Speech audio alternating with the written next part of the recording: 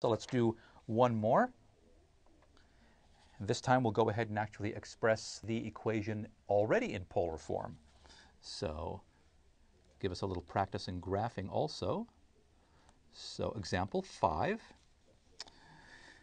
Okay, find the integral of f of xy is equal to x squared over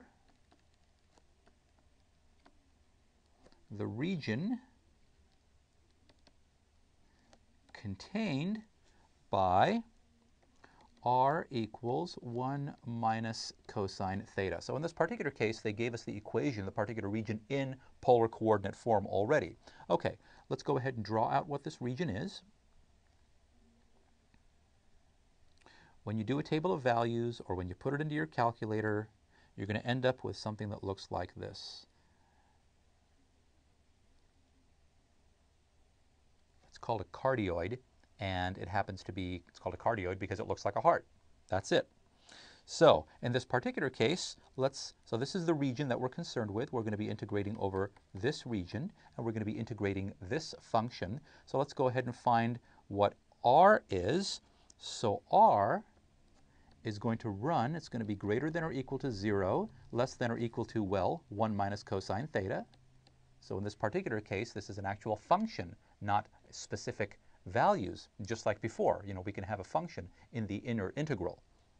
It goes from 0 to 1 minus cosine theta, whatever that happens to be. And theta is going to run from 0. We're going to start with 0, and we're going to go all the way around, sweep all the way around to 2 pi. So that's it. So these are our upper and lower limits of integration. So now let's go ahead. So let's do f of t.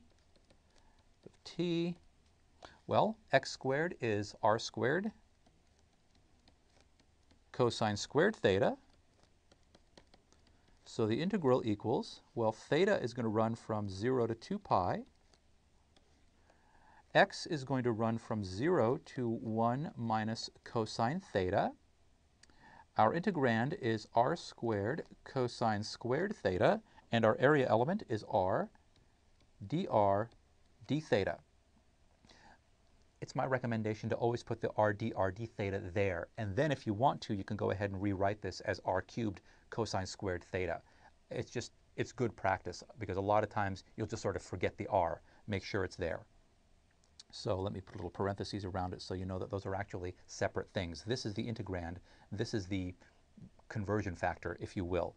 And then when you put this into mathematical software, you end up with the following number, 49 pi over 32. So you see, it wasn't 0. So that was just a coincidence that we kept getting integrals that were 0.